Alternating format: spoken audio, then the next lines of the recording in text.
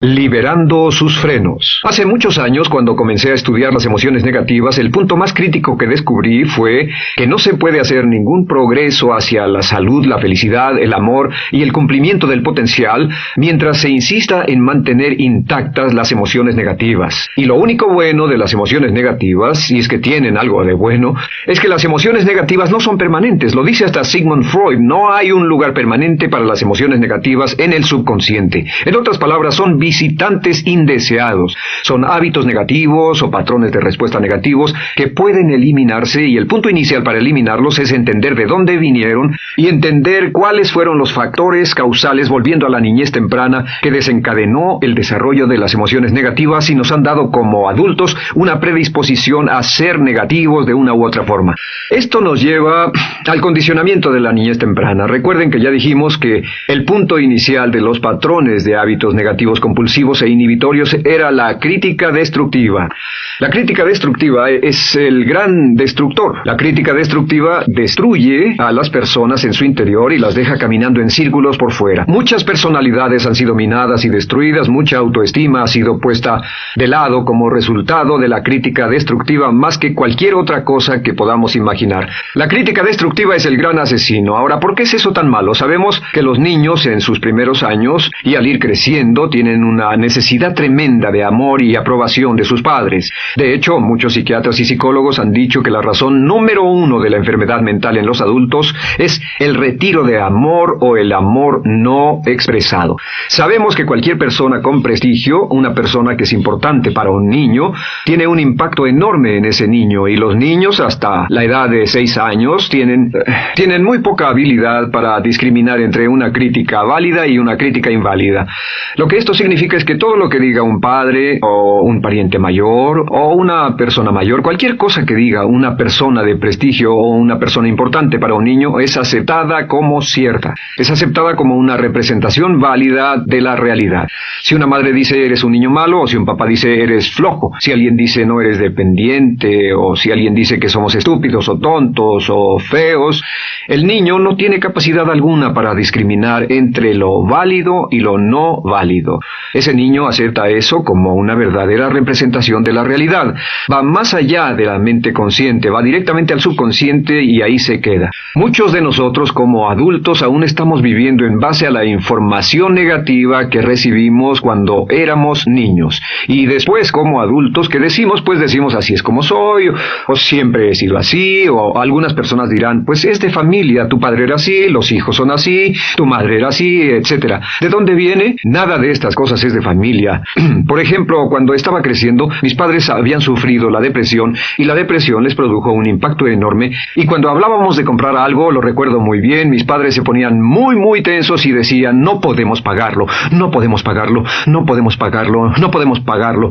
Tenían una mentalidad de carencia, esta mentalidad de no podemos pagarlo toda su vida. Y luego yo crecí, y aunque nunca he experimentado la depresión, y la mayoría de ustedes, 10, 20, 30, 40 años después, aún estamos diciendo no puedo pagarlo, no puedo pagarlo, no puedo pagarlo. Aún tomamos como base esas frases críticas, esas frases emocionales que usaban nuestros padres. Tal vez sus padres les decían, como mi padre me decía a mí una y otra vez, nunca acabas lo que empiezas, nunca acabas lo que empiezas, nunca acabas lo que empiezas, eres un flojo, nunca acabas lo que empiezas. Y cuando fui adulto tuve muchos problemas para acabar lo que empezaba. Al acercarme al final de la tarea, comenzaba a sentirme ansioso y buscaba cualquier excusa por posponerla o retrasarla. El segundo factor que nos predispone a emociones negativas es la falta de amor. Sabemos que las personalidades de los niños se desarrollan al grado en que reciben una alta calidad y una alta cantidad de amor de sus padres. Existe una relación de 1 a 1 entre la cantidad de amor, la calidad de amor y una personalidad sana. Ese amor negado o la privación de amor es la causa clave de la infelicidad, la negatividad y la enfermedad mental en los adultos. Para que un niño se sienta realmente amado, el niño debe tener padres con buenos conceptos, y la mayoría de nosotros tuvimos padres que fueron víctimas de sus padres, que a su vez fueron víctimas de sus padres. Un escritor famoso dice que todo el mundo es víctima de una víctima. Todos son víctimas de víctimas. Nuestros padres quisieron criarnos de la mejor mejor forma posible, pero ellos mismos fueron víctimas de víctimas. Y para que un niño se sienta realmente amado, deben existir tres condiciones. La condición número 1 es: los padres deben amarse a sí mismos. Los padres deben amarse a sí mismos. Recuerden, nunca le podrán dar más amor a otros que el que sienten por sí mismos. Si no se aman a sí mismos, no pueden amar a sus hijos. Si tienen un poco de amor por sí mismos, deben difundirlo en sus hijos. Si tienen poco amor por sí mismos y es absorbido por sus esposos, entonces, a veces, aunque deseen amar a sus hijos, no tienen amor que darles. Sus padres querían amarlos y en muchos casos no tenían amor para darles. Y eso es porque nunca lo recibieron cuando crecieron. El segundo requisito es: los padres deben amarse mutuamente. Para que un niño crezca sintiendo confianza en sí mismo, crezca sintiéndose amado, a salvo y seguro, debe crecer en un ambiente donde los padres se amen. No hay nada que le dé más temor a un niño que crecer en un hogar donde los padres peleen entre sí, donde los padres no se amen, donde haya dificultades, porque el niño siempre tiene una tendencia, primero que nada, ser una víctima, pues al niño se le grita y se le vocifera, y entonces cree que la razón por la que mamá y papá pelean es su culpa. Ahora, una investigación interesante: como hay muchas familias de un solo padre, la investigación interesante muestra que cuando uno de los padres se va como resultado de una separación o un divorcio, los niños que quedan invariablemente están convencidos de que la razón por la que el otro padre se fue se debió a algo que él hizo. Y es importante que si un matrimonio o una relación va a terminar y uno se va a ir, que el padre que se quede les diga a los niños una y otra vez que la razón por la que la relación no funcionó no tuvo nada que ver con ellos. Solo tuvo que ver conmigo y con papá, conmigo y con mamá. No tiene nada que ver con el niño. El niño necesita oírlo muchas veces antes de que se sienta confiado y seguro. Y por supuesto, siempre es mejor que un niño sea criado por un padre que lo ama que por dos padres que no se aman. Una tercera condición que debe cumplirse si no quiere que exista la falta de amor es que los padres deben amar al niño. Los padres deben amar al niño. Bueno, esto parece muy obvio y muy lógico. La verdad es que, y esto es lo más difícil para usted y para mí como adultos, que ni siquiera lo pensamos, que es posible que nuestros padres no nos quisieron. No porque no lo intentaran, querían amarnos y tenían la intención de hacerlo, desde luego, etcétera, etcétera, pero simplemente como tenían conflictos mutuos y problemas sin resolver con sus padres, y sufrieron la guerra y la depresión, tenían que hacer carrera y otras responsabilidades, nunca lo lograron totalmente. ¿Entienden? Esa fue la dificultad. Lo deseaban, pero nunca lo lograron. La única forma en que puede amarse a un niño es pasando una gran cantidad y calidad de tiempo con el niño. Tiempo en gran cantidad y calidad con el niño. 10 minutos al día no bastan. Los niños se consideran valiosos según el grado en que las personas más importantes en su vida pasen tiempo con ellos. Si las personas más importantes en su vida, sus padres, solo pasan poco tiempo con ellos, los niños concluyen que la razón para ello es que tienen muchos defectos, que hay algo esencialmente malo en ellos y que por eso sus padres no pasan más tiempo con ellos. Los niños no piensan con la razón, lo hacen en forma emocional. Solo piensan: mi padre está aquí, me ama, y si no pasa tiempo conmigo, él o ella no me aman. Y si cualquiera de esas tres condiciones existió o más cuando estaba creciendo, los padres no se amaban a sí mismos, o no se amaban mutuamente, o tal vez no lo amaban porque nunca lo lograron, aunque querían, entonces usted debe haber crecido en conjunción con la crítica destructiva que se llama culpa. ¿Y qué es la culpa? Pues simplemente la culpa es un sentimiento de no valer mucho. ¿De dónde sacamos este sentimiento? Lo obtenemos cuando continuamente gente importante nos critica en nuestra vida y simultáneamente no nos dan el amor que necesitamos. Sentimos que no valemos mucho o que no valemos nada. Y un sentimiento de culpa nos lleva a un sentimiento de falta de mérito, falta de valor y culpa. Y esa culpa, ese sentimiento de falta de mérito, es el mayor problema del siglo XX. La principal fuente de enfermedad mental. Es la fuente principal de los problemas en las relaciones, la fuente principal de enfermedad psicosomática, la fuente principal de la mayoría de los problemas que afectan a nuestra sociedad. Es el profundo sentimiento de culpa y falta de mérito que se expresa o se esconde en los pensamientos o en la actitud: no valgo suficiente, no valgo suficiente, no valgo suficiente. Ya hablamos de la autoestima y de lo importante que es. La autoestima significa me quiero mucho, me quiero mucho, me quiero mucho, me quiero mucho. Las personas que han sido criadas con críticas destructivas durante su vida no solo no se agradan a sí mismas, no sienten que sean lo bastante buenas para nadie, y en muchos casos están llenos de odio por sí mismos. Se odian a sí mismos, se autocondenan o se detestan, y verán que esto sale en sus sus conversaciones y sale en sus relaciones con otras personas. Las personas que no se quieren a sí mismas, aunque quieran tener buenas relaciones, simplemente no son capaces de ello. Las personas que piensan que no son buenas para nada siempre lo hacen aflorar, siempre será un problema. Ahora, ¿cuál es la razón principal de la culpa? ¿De dónde viene la culpa? La culpa viene de tres fuentes negativas: padres negativos, influencias negativas o religión negativa. Una de las tres. Cualquiera de estas tres usa la culpa. De la culpa se valen y aprovechan en especial los padres y las organizaciones religiosas por dos razones. Una es el castigo.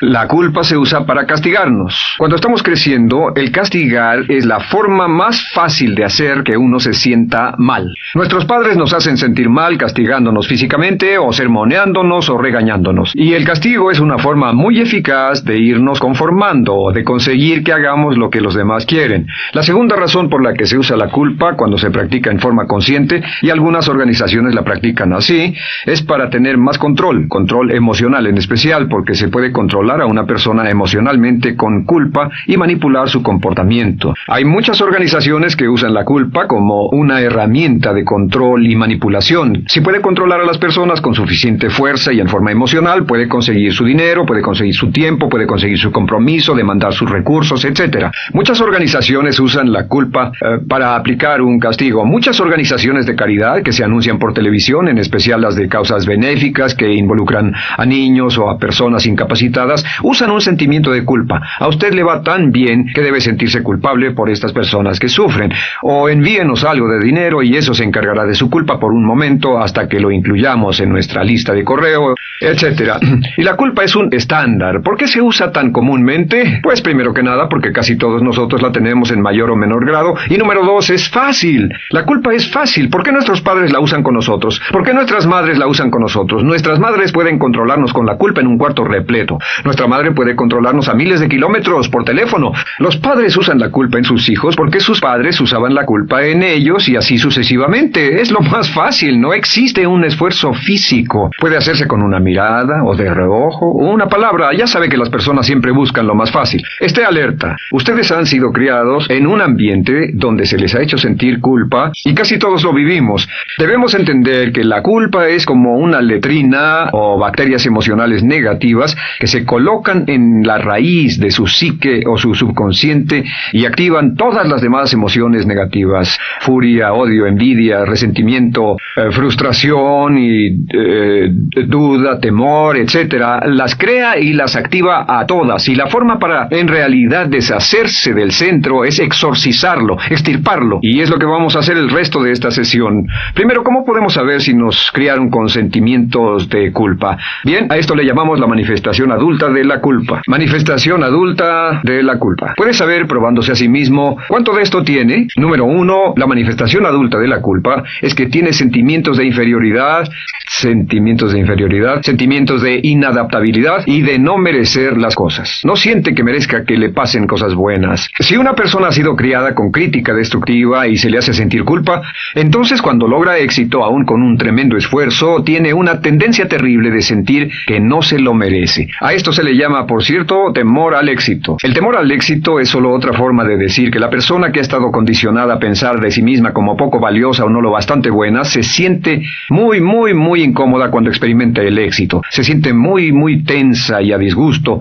Realmente, si sienten demasiada tensión, comienzan a aspirar cocaína, beber demasiado alcohol, se enredarán en comportamientos autodestructivos, tendrán una sensación tremenda de ansiedad, como si alguien fuera a descubrir algo de ellos. Hay un libro en la librería que dice: si me está yendo tan bien, ¿por qué me siento como un impostor? Tienen el llamado síndrome del impostor. ¿Alguna vez ha tenido éxito en algo y la gente ha ido a usted a decirle: vaya, hiciste un excelente trabajo, o eso es maravilloso, aunque haya sido muy duro para usted, y sintió que los demás iban a descubrir, siente como que, es decir, que iban a descubrir que realmente no es bueno, que solo fue un fraude, solo un accidente, y por supuesto es lo que dice: fue coincidencia, fue un accidente, la verdad no sé ni cómo lo hice. Hacen todo lo posible por huir de ese sentimiento de inferioridad y de no merecer las cosas. Estén muy alertas. La segunda manifestación adulta de la culpa es la autocrítica destructiva. Hay una línea de un gran poeta que dice: aquellos a quienes se les hace mal, hacen mal a su vez. Los niños a muy temprana edad, a veces a la edad de 2 o 3 años, comienzan a menospreciarse,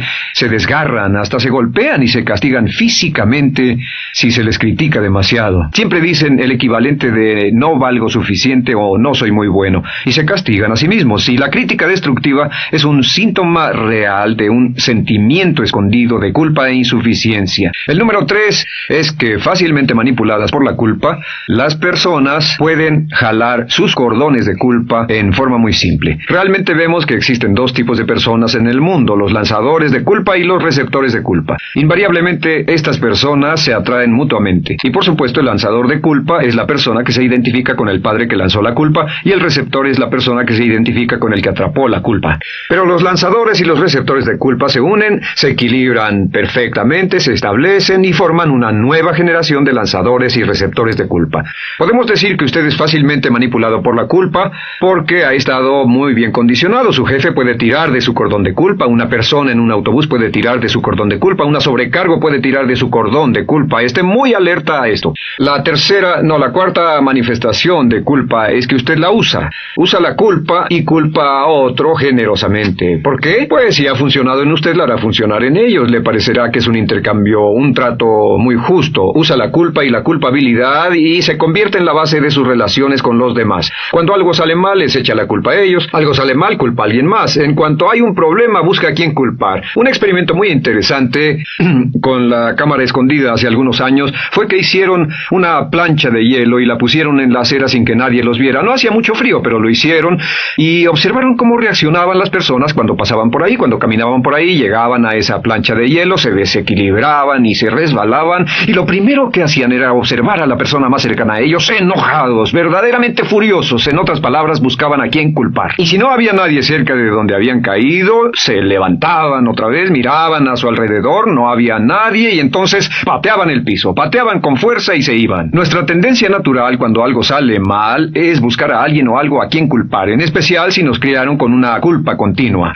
Y la quinta manifestación es lo que llamamos lenguaje víctima. Ahora recuerden que hablamos sobre la ley de concentración. Dice: lo que siembras cosecharás. También dice: si usas lenguaje de víctima, mantienes viva la culpa, la refuerzas, la edificas, la cultivas, la utilizas. El lenguaje víctima es lenguaje como no puedo, no puedo, no puedo. Cuando dice no puedo, no puedo, no puedo, envía un mensaje a su mente subconsciente, y la mente subconsciente comprende que está inhabilitado, que no tiene control, que es una víctima. Y cuando desea poder hacer algo, su mente subconsciente retroalimenta su mensaje y dice: no puedes, no puedes. Y lo segundo que dice es tengo que, y otra vez no tengo control, no estoy a cargo. Pero existe otra expresión del lenguaje víctima que debemos evitar, y es esta: trataré, sea lo que sea, trataré. ¿Qué significan las palabras trataré? Pues déjenme decirles qué significan. Significan voy a fracasar y lo digo anticipadamente para que no me vengan con represalias. En otras palabras, dice trataré de llegar a tiempo, pero lo que está diciendo es tal vez llegue tarde y no pueden reclamarme porque dije que trataría. Cuando una persona dice trataré, está disculpando su fracaso por anticipado. Si fuera al doctor y el doctor lo examinara, lo auscultara y le dijera: pues está en pésimas condiciones, tendremos que intervenir, debemos llevarlo al hospital ahora mismo, me sorprende que haya llegado aquí, usted dirá: bueno doctor, espero que haga un buen trabajo. Y él dice trataré. Si él dice eso, usted seguramente buscará otro médico. O si va a un abogado, lo culpan de algo y va a un abogado y le presenta su caso y dice: oiga, va a defenderme, y él dice trataré. ¿Qué está diciendo? Está diciendo: escuche, he estudiado el caso y por lo que veo no hay mucha esperanza, pero lo tomaré de todos modos. Trataré son los que tratan de conseguir que les pague por anticipado.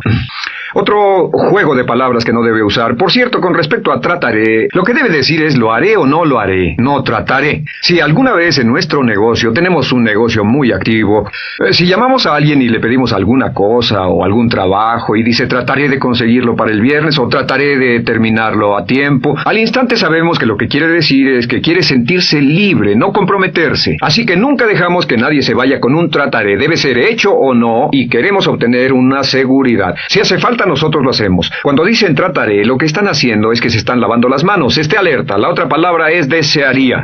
Dicen que un deseo es una esperanza o una meta sin energía detrás. Desearía. ¿Qué significa un deseo? Desearía significa que me gustaría tener algo, pero sé que nunca lo podré tener. Cuando dice desearía bajar de peso, ¿qué significa? Las palabras no dichas son, pero sé que no puedo. ¿Por qué no? Por las excusas que tiene y el metabolismo que tiene y los problemas, etcétera. Siempre hay razones por qué debe salir, etcétera. Desearía dejar de fumar, desearía estar en forma, desearía. Cuando usa la palabra desearía, le muestra al subconsciente que esto es algo que no cree que le sea posible lograr o adquirir. Entonces el subconsciente descarta completamente esto como meta y no le da energía, ni motivación, ni impulso, ni deseo de lograrlo. Así que esté muy alerta al lenguaje víctima. Esté alerta a la expresión sí, pero, o lo haría, sí, pero. Alguien le dice, haga esto, y usted dice, sí, pero. La palabra pero, por cierto, es el gran borrador. Si una persona le dice, podría incrementar sus ingresos, o incrementar su rendimiento, ser una persona mejor, o más feliz, o bajar de peso, o lo que sea, no importa, y usted dice sí, pero, lo que está diciendo es que está borrando toda la aseveración que ha dicho antes. Manda un mensaje a su subconsciente que dice, no hay posibilidad, y no hace esfuerzo, no otorga energía, no ejerce capacidad alguna hacia el logro de esa meta. Y las personas que han sido criadas con culpa tienen 5 cualidades o 5 manifestaciones de adultos. Una es que se sienten inferiores, se sienten inadecuadas, sienten que no merecen que les pasen cosas buenas. Estén muy alertas a eso. El número 2, se autocompadecen continuamente, usan la autocrítica destructiva. El número 3, usan la culpa y la culpabilidad en ellos y en otros. El número 4, son manipuladas por la culpa, y número 5, usan lenguaje víctima. Así que, ¿cómo nos deshacemos de la culpa? ¿No es sorprendente cómo se aclara esto? Este pizarrón, todo se borra. Tengo una varita mágica cuando me voy a sentar al escritorio. Entonces, ¿cómo nos deshacemos de la culpa? Para deshacerse de la culpa, este es el proceso. Tiene algunos pasos importantes. Número 1, el primero de la lista, elimine la autocrítica. Elimine la crítica autodestructiva. En otras palabras, nunca diga nada destructivamente crítico de usted mismo. No lo diga, esta es la regla básica. El subconsciente acepta lo que diga usted como cierto, como un mandato. Así que no diga nada de sí mismo que no desee sinceramente que sea cierto. No diga estoy cansado, estoy gordo. No diga no puedo o debo. No diga nada a menos que quiera que sea cierto. Las palabras que van después de la palabra yo son las palabras que su subconsciente registra como mandatos, excepto cuando dice yo desearía o lo intentaré. Así que elimine la crítica destructiva. Siempre hable en términos positivos sobre usted. Me gusta mi persona, puedo hacerlo, lo haré, escogí hacerlo, pero nunca diga no puedo. Número 2 es no dejarse manejar por la culpa. Rehúse ser manejado por la culpa, porque cada vez que le permita a alguien que lo manipule por la culpa,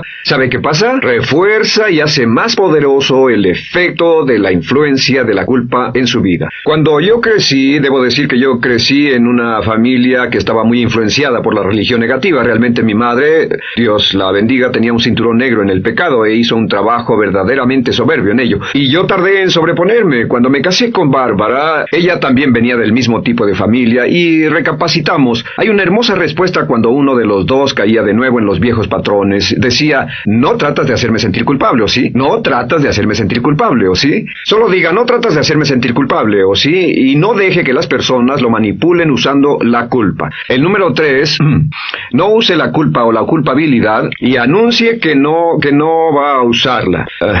No la use en otras personas y permita que sus hijos o su cónyuge digan lo mismo. No tratas de hacerme sentir culpable, ¿o sí? Repítalo una y otra vez. Y si la otra persona le dice eso es lo que trato, contéstele no va a funcionar. Y no funcionará. Es que la culpa solo funciona mientras usted no sepa que está siendo usada en usted. El número 4 es lo que llamamos la ley del perdón. Es la más importante de todas. Realmente es el centro, es el meollo de toda esta sesión. La ley del perdón simplemente dice que usted está sano mentalmente hasta el grado en que pueda perdonar libremente y olvidar las ofensas. Que su habilidad para perdonar a los demás es la clave que determina su felicidad y su éxito en la vida. Su habilidad para perdonar a los demás es la única forma de eliminar la culpa. Su disponibilidad para perdonar a los demás y olvidar ofensas es el determinante más importante de si usted está o no totalmente integrado y es un adulto que funciona como ser humano. Porque la tendencia de culpar y de guardar rencores es una tendencia patológica infantil que la poseen todas las personas que están enfermas mentalmente. La habilidad para olvidar, para perdonar libremente, es la marca del ser humano realmente iluminado. Ahora, acepte eso como real. Hay 4 personas a las que debe perdonar. Número 1, perdone a sus padres. Perdone a sus padres por todo lo que le hayan hecho para herirlo. La mayoría de nuestras investigaciones muestran que casi todos nuestros problemas como adultos se remontan a no estar dispuestos o no poder perdonar a nuestros padres por algo que hicieron que nos hirió. Perdónelos un 100%. Escríbales, llámeles por teléfono, dígales, o cuando menos perdónelos en su corazón, pero perdone a sus padres. Número 2, perdone a los otros. Perdone a todos los demás. Perdone a todos los que lo hayan herido de algún modo, por cualquier cosa, y déjelo así. Ahora, hay muchos que dicen no puedo perdonar a esa persona por lo terrible que me hizo, pero recuerde esto, el perdón es perfectamente egoísta. El perdón no tiene nada que ver con la otra persona, solo tiene que ver con su paz mental y con su propia integridad mental. Número 3, perdónese a sí mismo. Perdónese por todas las cosas débiles, tontas, insensatas y estúpidas que haya hecho, porque todas las personas han hecho cosas tontas, insensatas, estúpidas y ridículas, pero perdónese en un 100%. Y finalmente, la última parte de esto, si ha hecho algo que hirió a alguna persona, vaya a disculparse. Es sorprendente el hecho de vidas que se arruinan año tras año por personas que no tienen la fortaleza intestinal, las agallas y el valor para decir lo lamento. Una de las cosas más importantes es desarrollar carácter hasta el grado en el cual hacemos las cosas que son muy difíciles para nosotros, hasta el grado en el cual hacemos las cosas que sabemos que están bien aunque sean difíciles, en especial cuando son difíciles emocionalmente. Y la clave para deshacerse de la culpa, la clave para ser una persona total y completamente positiva, es perdonar a los demás. Perdone a las personas con quienes ha sostenido una relación, perdone a sus jefes anteriores, perdone a los amigos que lo han herido, perdone las inversiones que estuvieron equivocadas, perdone a los jefes que lo despidieron, perdone a sus padres, perdone a todo el mundo. Desarrolle una actitud hacia la vida con la que rehúsa guardarle rencor a los demás. Solo repita una y otra vez: los perdono a él o a ella por todo. Los perdono por todo. Los perdono por todo. Y eso es todo. La clave para librarse de las emociones negativas es rehusarse totalmente a continuar con cualquier situación negativa. No olvide que es un acto muy egoísta y será tan egoísta como usted quiera. El acto del perdón lo libera y libera a la otra persona y le garantiza que se moverá rápidamente hacia el cumplimiento de su potencial. Para tener éxito, una mujer debe ser mejor en su trabajo que un hombre.